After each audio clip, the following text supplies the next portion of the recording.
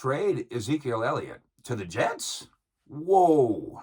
Mike Fisher, reporting from the Star in Frisco, home of the Dallas Cowboys. And this thing turned into a perfect storm over the course of last weekend when all we were trying to do was deep dive, smart analysis in the escapability of Ezekiel Elliott's contract, which so many people wrongly think is just this albatross that's going to hang around your neck and weigh you down forever. And I keep trying to explain. We do it all the time on 105.3 The Fan.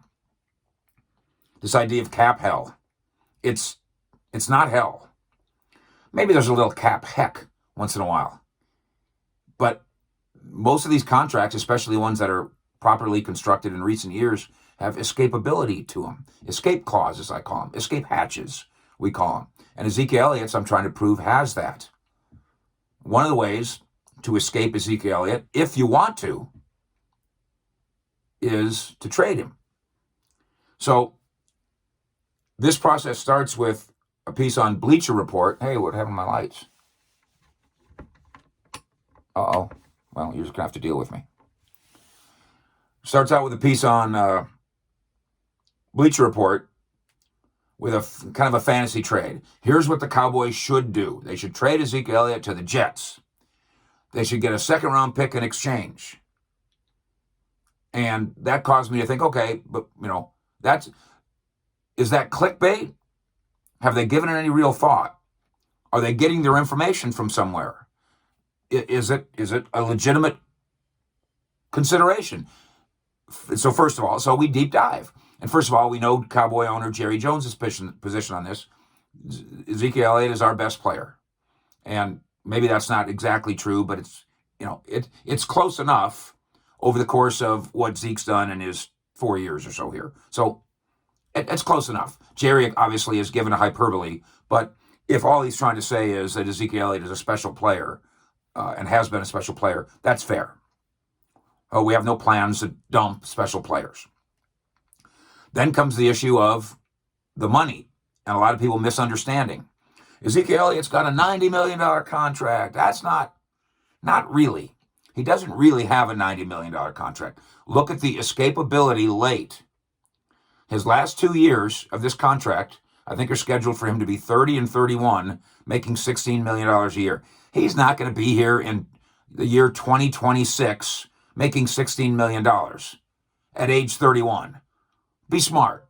That's not happening. So this contract more and more is going to end up looking like it's like 6 years and $62 million, making him a $10 million a year running back. Now, if Ezekiel Elliott going forward is a $10 million a year running back, are you fine with keeping him? And the answer could very well be yes. However, then comes the third leg of this perfect storm.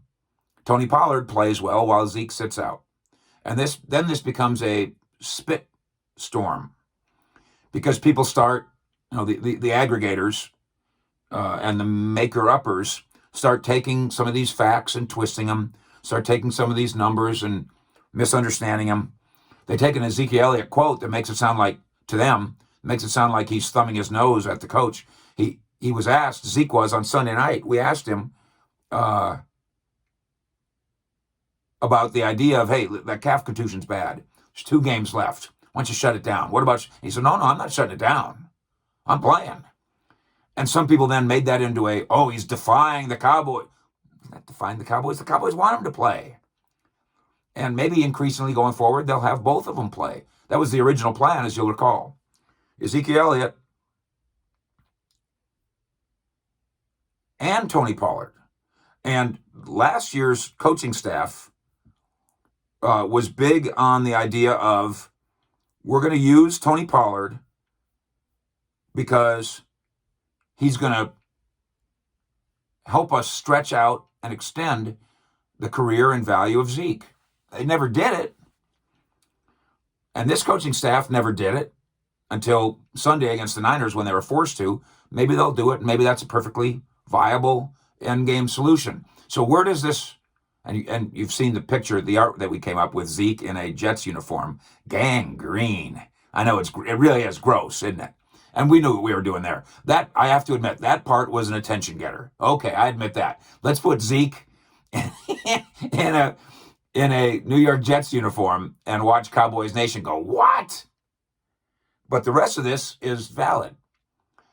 After June 1st next year, you could trade Ezekiel Elliott, get whatever you want for him, and have it not be costly to you and be done with it.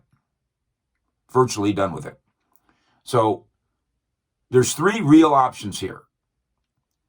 One of them, keep Zeke, ride it out. He's a good player. He's still a good player, even in a quote down year where he's not going to get, or probably not going to get to 1,000 yards. He's still a good football player. Keep him, ride it out for a while, and have him be, in essence, a $10 million running back. There's nothing wrong with that. If he's truly one of Dallas's best players, and I think most of us think that's probably true, then there's no trouble here. And I mention the word trouble because that's another thing that the aggregators and the mom's basement bloggers and the maker-uppers did. They're using the word trouble in the headline, like Zeke's in trouble, or Zeke's causing trouble, or Zeke is trouble, or the Cowboys are troubled. And none of that's true. We are seeing the most mature Ezekiel Elliott that there's ever been. That happens to most of us, by the way. We get more mature by the time we're 25 than we were when we were 20. That happens to most of us. I think I might have told you this story, but Sean Sharif and myself were invited to a big charity dinner not too long ago with our friend Samir, who runs Nick and Sam's. There we go, name dropping again. And so we're seated at a table with Samir, and there's Sean and his lovely sweetheart, and there's me and my lovely sweetheart, and who sits down next to me but Zeke. And it turns out that Samir just said, hey, you want to come with us? Come with us to the charity dinner. No big deal. Just come hang out. Well, you can imagine how it turned out. There's 500 people there. It was a big deal. It did turn out to be a big deal. And the whole night was autograph seekers at our table. No, not for me. And Zeke the whole night. And he didn't come here for that. He thought he was just coming for dinner. And Samir probably didn't plan this to go like this. It just went this way. And all night long, autographs and photos and conversations and handshakes. Then Samir gets up on stage because he's kind of the co-MC of the deal or whatever. And he says, I'd like to auction off a prize. Oh, cool. Dinner with Zeke. See, I looked at Zeke Elliott and he goes, oh, I'm having dinner with somebody? Oh, for charity? Okay. I don't know if 20-year-old Zeke would have handled it as smoothly as 24-year-old Zeke handled it. Smooth. Fine. For charity. Good. Great. And I learned something about him that night. And I hope you're learning something about him too. Here, he's not trouble. His buoyant approach to football in the locker room is something that I've talked about a lot. Even when there might have been a, quote, immaturity issue, he was still that. I've been on the team plane coming back from, New York, whatever, New England, Philadelphia, after a night game especially, and it's 3:00 in the morning, and we're flying back, and I'm not complaining myself, but I am thinking most people on there, including some sponsors, trying to get some sleep. And if the Cowboys won, there's no alcohol out on that plane, like there used to be back in the day, but there is Zeke. Zeke will come screaming up the aisle at 3:00 in the morning, laughing and giggling and hooting for no reason, just teasing, including teasing the people who are sleeping. And because he's Zeke, nobody gets up and pushes him. Everybody just giggles and then tries to go back to sleep. And then here he comes back again, doing it again. He is the joker in the back of the classroom. He is a big, playful puppy dog, or at least he used to be. I think he's still a lot of those things, but he's also mature, so he's not trouble. So keep Zeke. That's option one. Option two, release Zeke at the appropriate time. That's too costly to do this offseason. But the way his contract is structured, Dallas gains $7 million worth of room if they do it after 2022. And by the way, the Cowboys could do that and then still, if he wants to, re-sign him and have this money be gone. So escapability. And then there's this. Let's say that Tony Pollard's great, and we're paying him $600,000. Why do we need that other guy? If you opted to view it that way, you trade Ezekiel Elliott this offseason after June 1st. This is where the clickbait controversy exists, but it's not bait. It's the truth. It's simple truth. You can use this option to rid yourself of Ezekiel Elliott, and if you did this, you would save $10 million against the cap. That's not clickbait. That's fact. It'd be clickbait to say the Cowboys are going to do it, because that would be false. It is clickbait to say Zeke's in trouble, because people are making that up.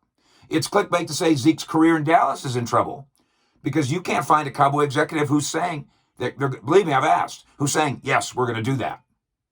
But there are Cowboy executives who are aware, the people that constructed the contract are aware that those options all exist as we moved forward into Zeke's career and into Zeke's contract. And why the Jets, by the way? First of all, because of that green. That green is grabby. But the other reason that Bleacher Report chose the Jets, and they're right here, is that the Jets have cap room. And then their theory was they'll draft a quarterback, Zeke will be in the backfield next to him, he'll help him, he'll protect him, whatever. Maybe, I don't know. But the fact that the Jets have cap room makes that part of it viable. Then Bleacher Report said, and do it for a second-round pick. Now, wait a minute.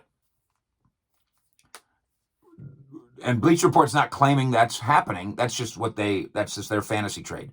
There's no indication that the Cowboys would take a second for him. There's no indication that the Jets would give a second for him. The Jets might say we'd do that for a 5. I mean, we don't know.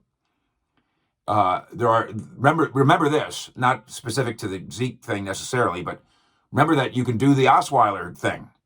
You can have somebody take a player that you don't want anymore and give them a pick, meaning that these untradeable contracts aren't really untradeable, and that proves it. And that's the reason for this exercise. I'm not trying to trade Ezekiel Elliott to the Jets. I'm trying to show you the X's and O's and the dollars and cents of his contract and the exercise. So there's real life issues here. Do the Jets, even though they have cap space, they value Zeke? Do they want a $10 million running back? Maybe they don't. They want to give up something for him? Maybe they don't. Do the Cowboys want to do this at all? Probably they don't. What would the Cowboys want in exchange? Not a 5th. And then there's one more thing, and I didn't write about this. The Jets are mad at the Cowboys. I'll just tell you this.